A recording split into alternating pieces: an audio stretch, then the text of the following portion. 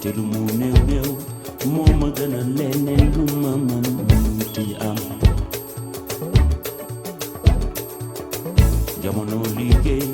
jamono liggéey la mu nekk liggéey war na góor war na kuy jigéen moo gën foo war a tekki woo fa doy na waar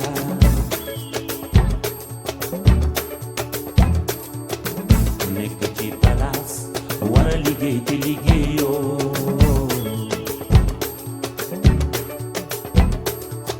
bés bu la xasaaroo boobu le bés dem na te beneen di ñëw mu ni xamuloo lu mu àndal ma ni tàkku liggéey dafa jot liggéey leen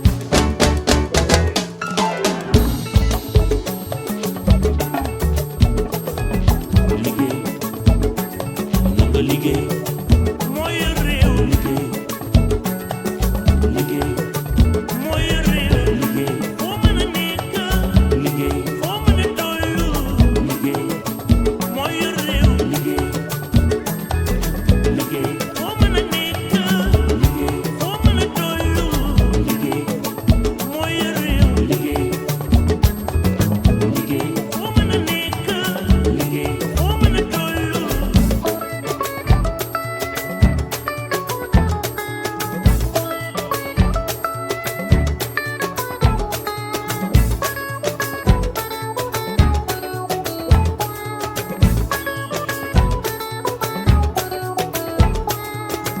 kàttan gi sax moom dina mës a jeex kañu liggéey taxaw sunu njaboot moo gën ma ni bés bu la xasaaraw boobu le bés dem na te beneen di ñëw xamuloo lu mu àndal ma ni tàggoo liggéey dafa jot liggéey leen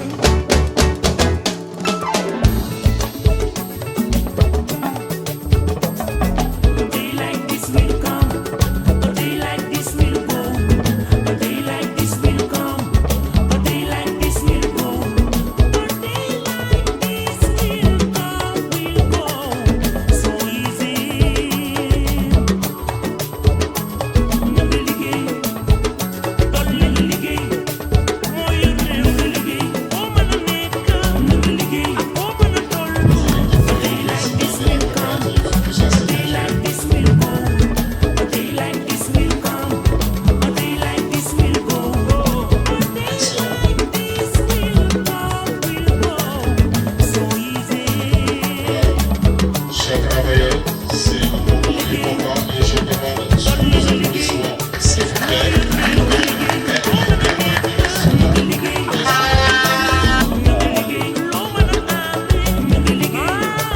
et nous avons eu la chance d'avoir M. Baba qui a été placé à la tête des Grands Moulins de Dakar.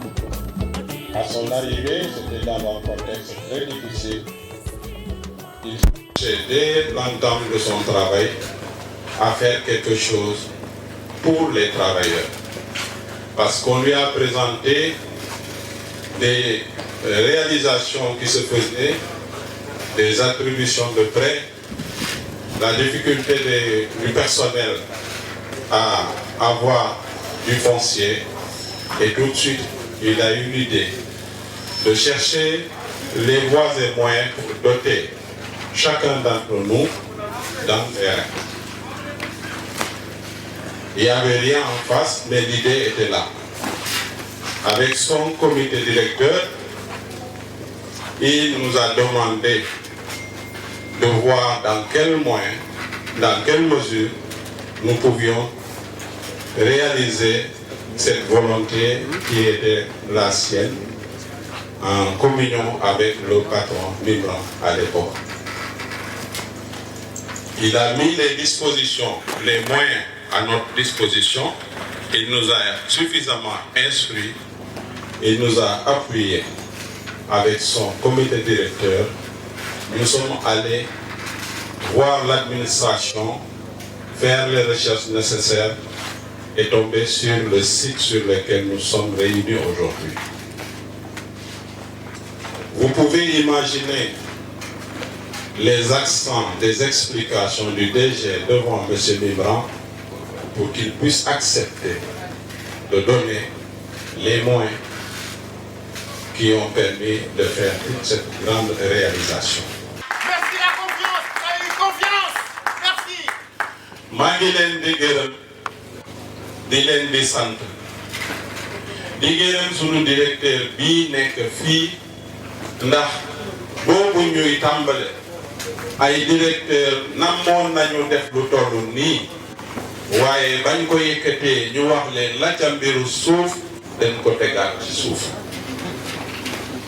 ñooñu amoon nañu yeete bi waaye bugguñu woon dëgg sërëxal moo tax ñu teg ko ci suuf kii ñëw di Baba ñu wax ko loolu ci fii Afrique mu ne nu mu mën a demee dina jël matuwaay ba defal leen ndax loolu la xam te loolu la bëgg mooy cëral ñi mu nekkal ba ku nekk gis boppam moo gën mu teg ko ci suuf ndax am nay danger mu xuus ci biir danger yi te mu jox ku nekk loo xam ne day jóge ci moom mu misaal lii mu def tey yëkkati terrain bi jox ñu ko officiellement looloo taxoon mu nangoo yenu danger yi yenu risque yi yenu li mu yenu yëpp ba jox ñu tey sunu lii ñuy jël ci sunuy loxo ñu di ko ko sante di ko ko gërëme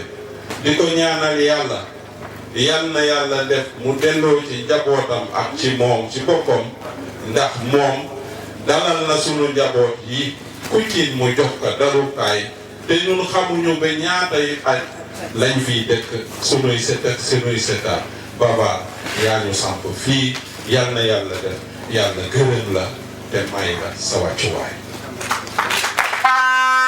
li yàlla nam si doomu adama mooy am te incha allah yéene bi wax nañ ko te dinañ ko jëf su soob donc ñu ngi gàttal wax ji parce que dañuy tënk si temps bi ñuy jox imam Madago comme mu ngi soog a ñëw mu tëjee waxtaan ay ñaan suñu jógee fii ku nekk mu nga dem visiter sa terrain mais balaa boobu da ngeen di jaar ñu def leen remise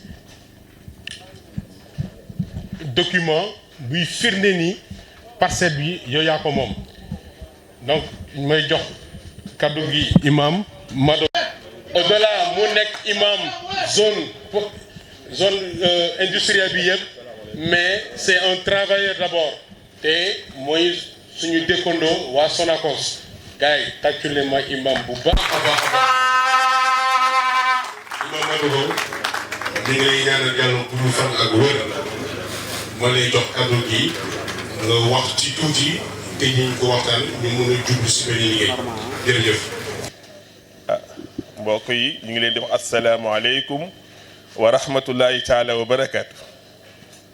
ñu ngi nuyu ñi fi teew ñëpp di jiital ci nuyoo bi monsieur Franck Bavard di ci teg Pape Abdoulaye Djigal directeur des ressources humaines di ci teg tabarkàlla liggéeykatu Grand Moulin yëpp ñi ngi leen di nuyu ñi ngi leen di ndokkeele itam ci xew-xew bi waaye itam di leen ñaanal yàlla lii ngeen am yàlla na ngeen ko muurloo ndax loolu dafa am solo dafa am benn waay bu ma mës a wax ni imam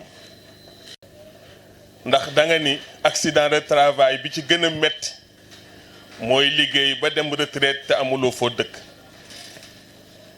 mu ne ma wax jooju dama dem sama kër di ko analyser te xam naa ni booba la ma dese pour ma retraité barewul mais keroog laa takk sama tubéy takk suma ndigg takk suma biir ba suñu borom may ma kër ba ma retraité luyee wu ma dama dem sama kër kon loolu itam bu amee ay mbokk yu taxaw am ay njiit yu leen koy yéene kon war nañ leen wax jaajëf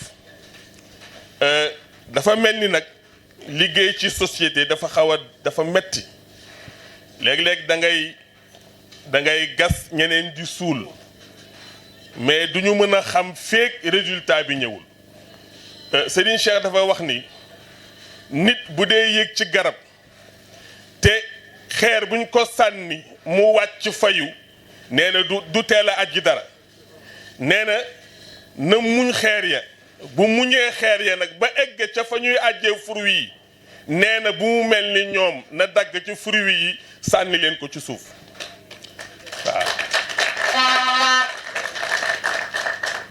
ndax léeg-léeg affaire coopérative da ngay dégg ñeneen ñi naan dañuy sóob duñu dem fenn dañuy lekk suñu xaalis gars yi li ñuy jënd attanuñ ko nangam ba léeg-léeg mu amoon ñu cotiser sax ñu dem retirer seen cotisation wala mbir mi du am loolu bari na travail yu ko wax ba finalement dinañ dem ba retraité duñu am kër te yàlla nañ ci yàlla musal kon bu ko defee ñi ngi ñaanal waa Grand Moulin yépp ci cër biñ ñu jox bu leen neexoon bañ ñu woo bu leen neexoon tabarkaala def seeni mbir duñ ko fekke waaye lii jàmm la lii yiw la lii xéewal la te jàmm ak yiw ak xéewal képp ku bëgg lu baax da nga ko war a teewee kon fa tabaarakallaahu moom la yàlla wax yonent bi ne yéen jullit ñi istajibu lillahi wa li rasuli ida daakum lima yuhyikum bu leen yàlla ak yonent bi woowee wuyu leen ndax liñ leen di doyee lu am njariñ la ci seen dund ak seen alaxira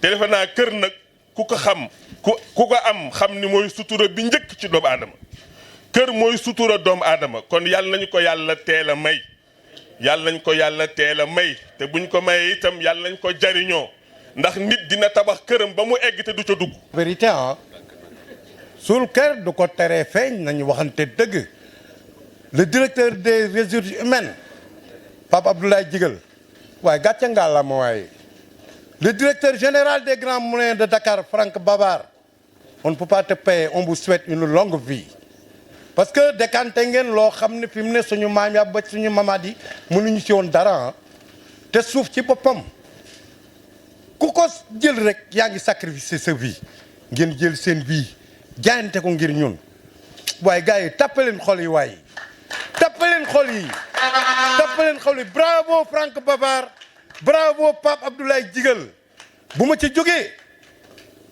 muy Michel Ngor Faye Michel nii rek ngay mën a mel Faye parce que am na lu ma daa wax ak yow nga may gëmloo ba gis naa ko kon nag yow sa jaan wàcc na. baax laa fu fam la les séeréer savent ça teggum semmeñ du benn yoon lay doon du loolu lañ wax dañ ne monsieur Bavard nous a instruit pour faire tout le nécessaire à partir de maintenant pour donner à chacun un terrain. ngeen dem ñu taxaw fii si vous nous dites de continuer on continue si vous nous dites alors on ne veut plus vous voir continuer laissez-nous les terrains là à cet état-là on va arrêter là mais je pense que c'était pas pour ça que la direction s'est fatiguée durant tout ce temps-ci. Nous avons une première partie, nous allons avoir une deuxième et une troisième. Si les gens veulent qu'on continue, qu'ils lèvent le doigt.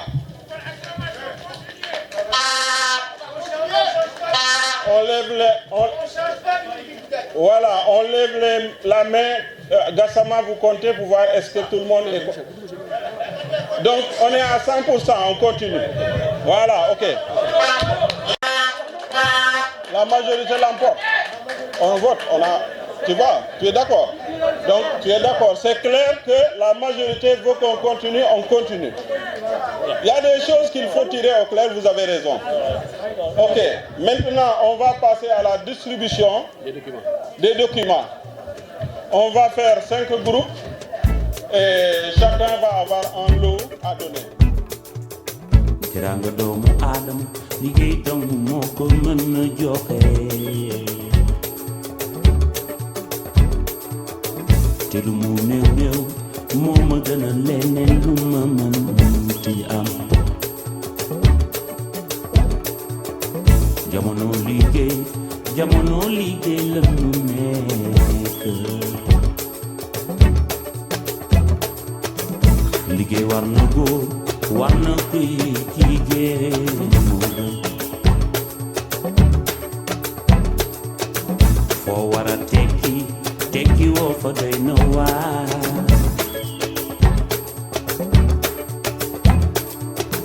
nekk ci palaas war a liggéey te liggéeyoo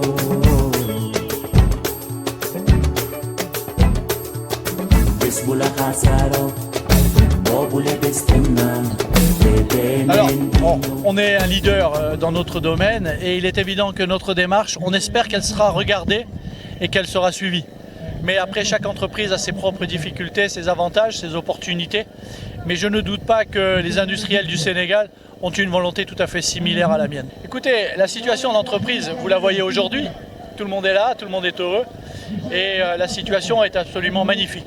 Il y a eu quelques petits mouvements sociaux, mais ça c'est le fait de certaines personnes pour des raisons qui leur seront plus personnelles que pour des raisons militantes. Il faut bien comprendre que les grands moulins de Dakar, alors qu'on est dans le Covid, nous n'avons licencié strictement personne. Nous avons été extrêmement motivés. Nous avons réorganisé notre production afin de protéger nos collaborateurs. Nous avons même distribué une prime qui est une prime d'intéressement, qui est une innovation et qui représente plusieurs mois de salaire vis-à-vis de nos collaborateurs. En fait, on a envie et on espère pouvoir rester toujours une entreprise leader dans le domaine social. Et ce qui fait que dans la réalité, cette entreprise est belle et le personnel est fier d'y être. Alors le terrain à l'époque, quand nous avons eu le terrain, on a proposé à l'ensemble du personnel la possibilité d'avoir une parcelle. La seule demande que l'on avait formulée à l'époque, c'était de dire il y a un intéressement, une partie de l'intéressement devra être dédiée justement à la valorisation du terrain. Quand je dis la valorisation, c'est pour le personnel. C'est-à-dire qu'une partie devait leur permettre de pouvoir construire les routes, amener l'eau, amener l'électricité. Mais en fait, c'est de l'argent qui est mis en commun. Par rapport à combien de mètres carrés? Chaque personne aujourd'hui a 150 mètres carrés. Et donc ça, c'était le choix. Certains ont dit nous, non, on ne veut pas.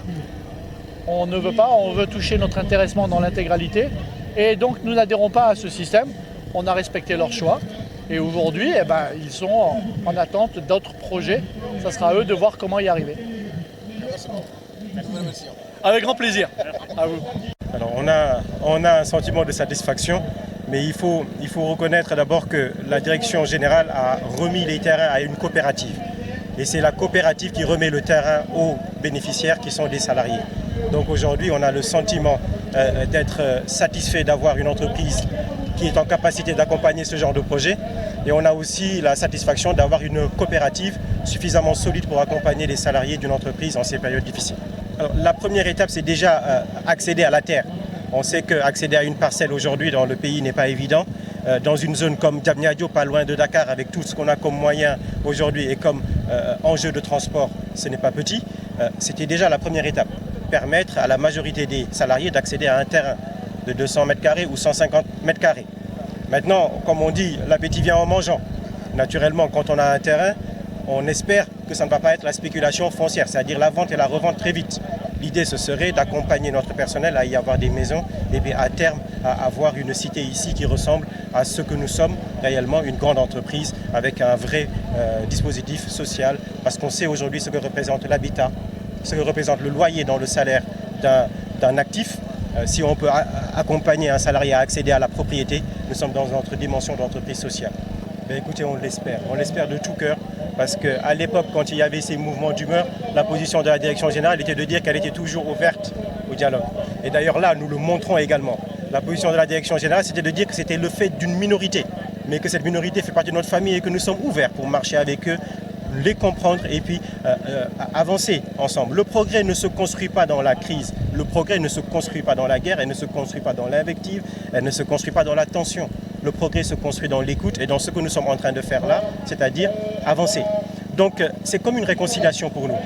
Je vous le dis, je n'ai pas de gêne à dire que quand une entreprise dans une année connaît une crise sanitaire comme le Covid, connaît une crise économique comme ce que nous vivons, et finit l'année en conviant son personnel pour cette remise, cette entreprise est une entreprise qui est dans la résilience et qui est au-delà de ça, dans une démarche de co-construction avec son personnel. Mais écoutez, les garanties, c'est ce que la loi nous offre, c'est ce que les procédures nous offrent. Les garanties aujourd'hui, c'est que les entités. C'est d'ailleurs pour ça que les autorités nous accompagnent. C'est pour ça que la DESCOS est là. C'est pour ça que les occupants sans titre ni droit d'ici ont accepté la réalité du droit au terrain. Je veux dire qu'il y a de la promotion immobilière dans le pays. Mais il y a aussi un juste droit qui accompagne les entreprises, les industries pour que des ouvriers, des agents de maîtrise, des salariés qui sont loin aujourd'hui de l'habitat puissent y accéder. C'est ce que nous avons fait et c'est ce que je conseille. Non, xam na ne loolu mooy tax que jàmm sax fi. Terrain bu nekk 150 mètres carrés la am na si nag yu néew yoo xam ne ay 200 mètres carrés la mais li ci ëpp 150 mètres carrés la lu toll na 198 personnes am nañu ci terrain yi. Bu loolu weesee tamit coopérative bi am na yeneen ñi yu toll na 100 personnes yoo xam ne amaguñu te ñooñu tey jox nañ leen mandat pour que ñu jéem a xool fan la ñu mën a amee suuf pour ñooñu parce que kat kër du loo xam ne tey luxe la. am kër ci fi ñu toll nii ci liggéey la bokk loolu moo tax tamit ñu xam ne que projet la boo xam ne dafay law ñu yaan yàlla mu law ci entreprise yëpp ci dëkk bi ñoo ko bokk. ci xew-xewu tey bi mbégte ndax gis nañu suñu liggéeykat yu ñëw ku ci nekk wër nga sa kër ba gis ko ñu jox la kayit bi nga xam ne mooy mandargal mais yow yaa moom kër gi te amuñu ci xaj ak seen balayeur bi.